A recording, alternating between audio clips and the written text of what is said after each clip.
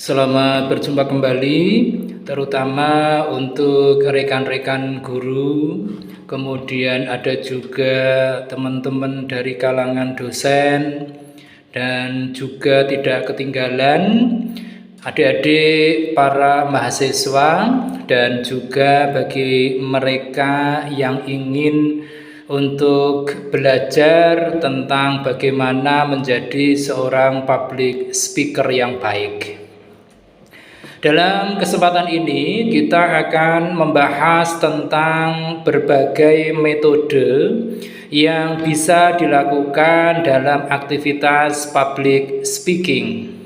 Nah, dari beberapa metode nanti akan kita jelaskan secara sederhana satu persatu, baik itu dari sisi kelebihannya maupun dari sisi kekurangannya. Adapun metode yang pertama yang dikenal dalam public speaking itu adalah metode impromptu, di mana dalam metode impromptu ini kita melakukan aktivitas atau kegiatan public speaking dengan melakukan kegiatan public speaking tanpa adanya catatan atau naskah sama sekali. Nah, dari kegiatan yang memakai atau menggunakan metode impromptu ini, tentu mereka tidak semuanya bisa atau mampu dengan sendirinya. Dibutuhkan beberapa waktu untuk belajar sekaligus untuk menambah pengalaman, sehingga nantinya pada titik tertentu siapapun yang ingin belajar tentang public speaking akan mencapai tataran di mana dia sanggup menggunakan metode impromptu ini. Karena dengan metode impromptu ini memang merupakan salah satu tingkatan yang paling sulit bagi seorang public speaker, terutama bagi mereka yang masih tergolong pemula. Nah, untuk metode impromptu ini ada beberapa kelebihannya. Yang pertama adalah bahwa kita dapat berbicara secara spontan, sehingga akan terlihat dengan jelas kapasitas kita dalam melakukan olah kalimat, olah kata-kata, dan olah ekspresi serta gestur tubuh kita. Kemudian kelebihan yang kedua dari metode impromptu adalah secara praktis atau otomatis kreativitas kita akan terasah dengan sendirinya. Hal ini karena tanpa adanya pegangan apapun dalam bentuk naskah atau notulen yang memang itu sangat penting dalam dunia public speaking, namun karena pengalaman dan jam terbang yang sudah tergolong cukup, maka praktis kita harus terus mengasah kreativitas kita di tengah-tengah kita menyampaikan sesuatu informasi kepada audiens kita. Kelebihan yang ketiga dari metode impromptu adalah apa yang akan kita sampaikan itu terasa nampak natural tanpa dibuat-buat. Ini tentu wajar karena kita tampil dengan spontanitas tanpa persiapan terlebih dahulu. Keunggulan atau kelebihan keempat dari metode impromptu adalah kita kadangkala harus terdorong untuk terus berpikir selama proses public speaking atau selama kita berinteraksi kepada audiens.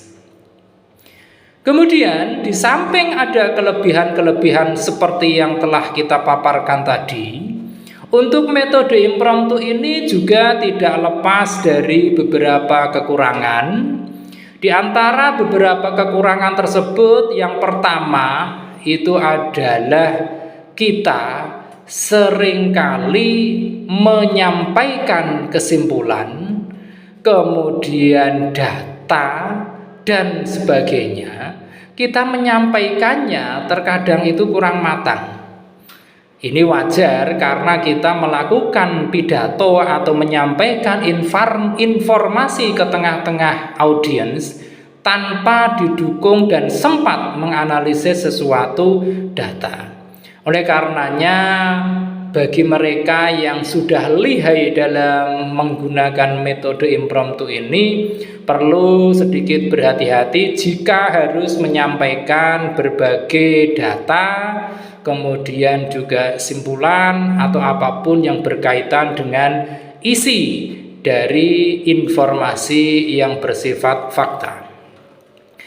Kekurangan yang kedua dari metode impromptu adalah jika kita kurang berpengalaman dalam melakukan public speaking, maka dengan metode impromptu ini penyampaian gagasan kita akan kurang lancar. Ini seringkali terjadi pada sebagian dari kita yang pada saat-saat tertentu diberikan kepercayaan untuk menyampaikan berbagai informasi yang sifatnya dadakan.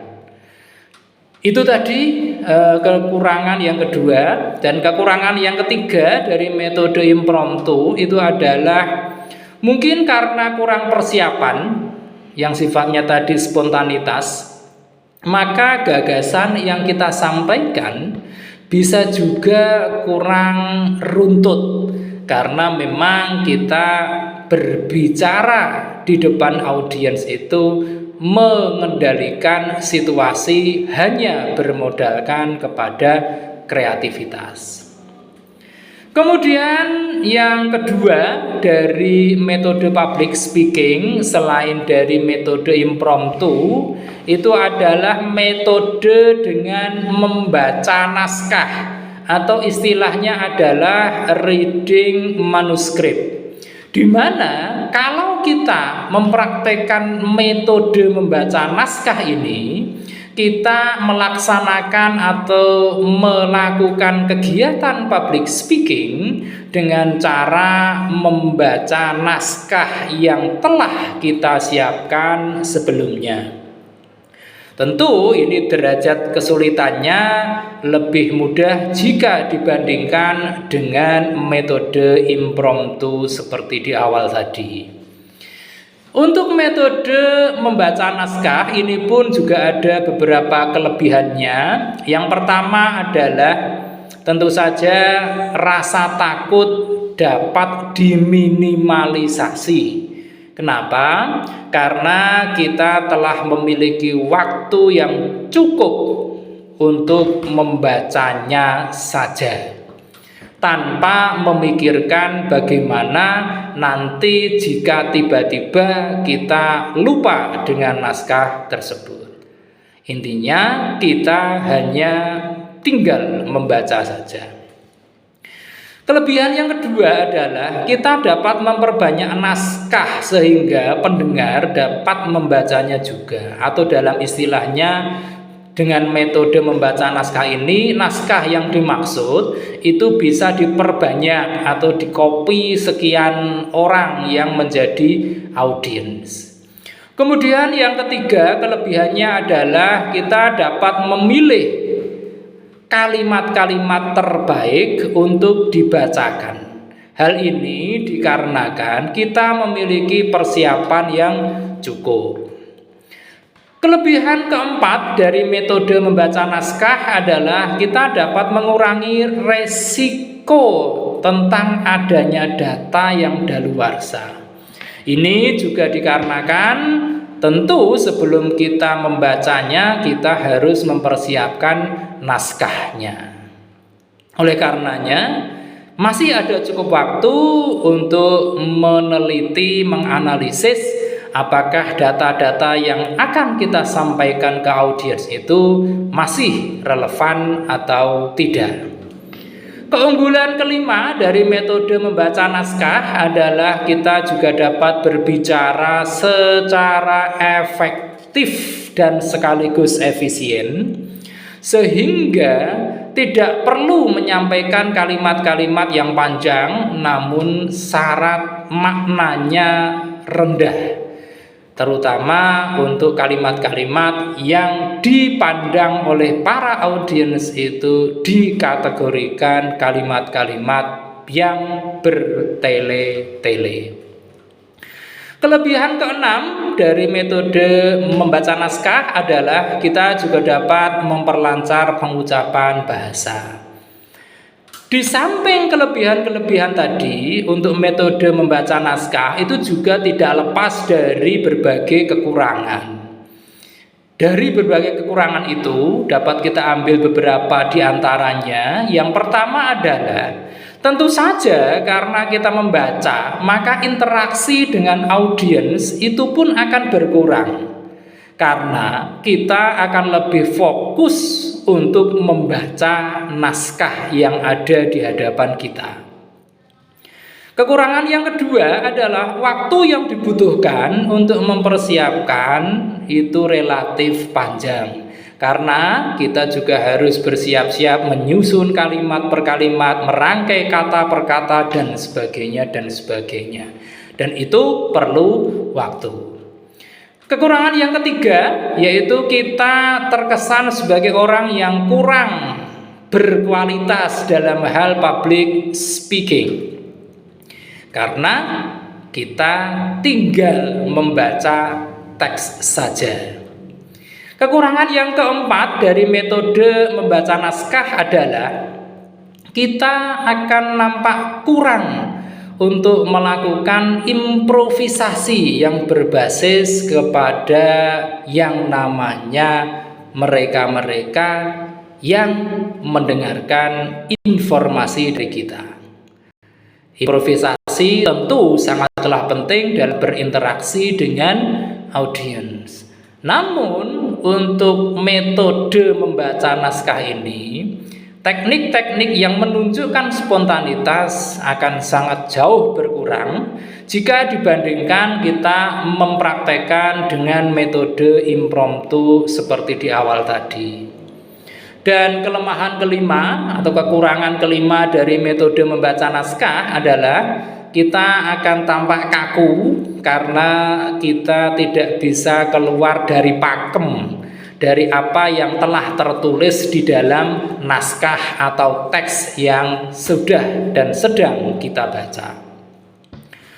Kemudian kita lanjut untuk jenis atau metode public speaking yang ketiga, yaitu adalah metode hafalan atau memoriter, di mana kalau kita menggunakan metode hafalan ini, maka dalam mempraktekkan public speaking kita harus menghafalkan teks atau naskah yang telah kita siapkan sebelumnya.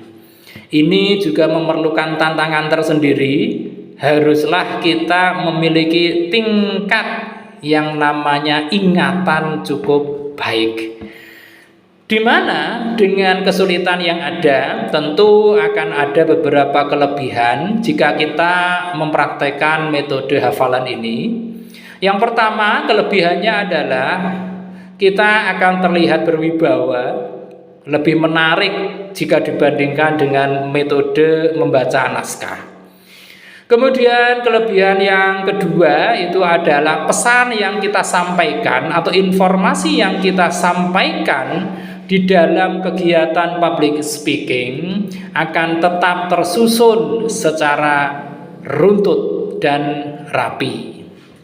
Dan kelebihan yang ketiga dari metode hafalan ini adalah kita akan tampak sebagai orang yang cukup cerdas sekaligus pintar, karena kita akan menyampaikan informasi tersebut secara runtut dan lancar.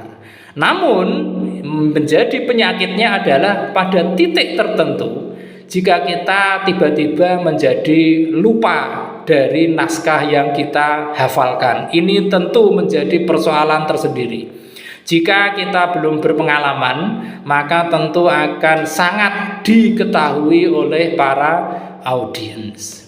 Nah, beberapa kekurangan dari metode hafalan dalam praktek public speaking itu yang pertama adalah jika kita lupa ini tadi, jika kita lupa pada isi teks, kita bisa kehilangan momen atau bahkan bisa menjadi gunjingan mereka yang menjadi audiens kita. Masih mending menjadi gunjingan kalau tiba-tiba menjadi bahan tertawaan. Ini menjadi sesuatu yang naif bagi kita, sekaligus akan menurunkan mental kita dalam menyampaikan informasi atau berbagai pesan-pesan yang kita sampaikan kepada audiens. Kemudian kekurangan yang kedua dari metode hafalan adalah otak kita akan terus senantiasa dipaksa bekerja lebih keras karena harus terus menghafal isi teks terlebih dahulu. Dari mulai pembicaraan sampai mengakhiri pembicaraan, kita harus fokus pada ingatan kita tentang apa-apa yang telah kita hafalkan dari naskah atau teks itu tadi.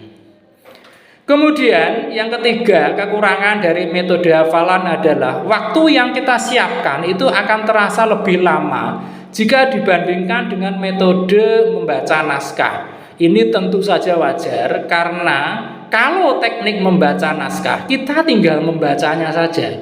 Tapi kalau kita menggunakan teknik hafalan, maka kita harus meluangkan waktu terlebih dahulu sebelum tampil untuk menghafal dari naskah atau teks yang akan kita baca. Kemudian yang terakhir, metode dari public speaking, yaitu yang keempat, itu metode menggunakan catatan kecil atau using note, di mana kita kalau mempraktekkan dengan metode catatan kecil ini, kita hanya menuliskan kisi-kisi atau outline atau garis besar dari berbagai pokok-pokok bahasan atau informasi yang ingin kita sampaikan kepada audiens. Kemudian dengan metode menggunakan catatan kecil ini atau using note ini ada beberapa kelebihannya. Yang pertama adalah interaksi dengan audiens dapat terjaga dengan baik karena ini hampir mirip dengan impromptu.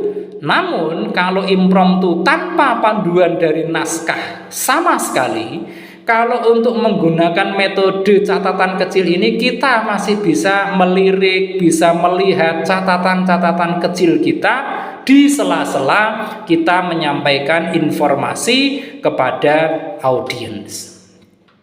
Kelebihan kedua yaitu waktu yang kita butuhkan itu cukup singkat, bahkan bisa dilakukan secara spontan. Tentu ini bagi yang mereka sudah cukup memiliki pengalaman dalam berbagai aktivitas public speaking.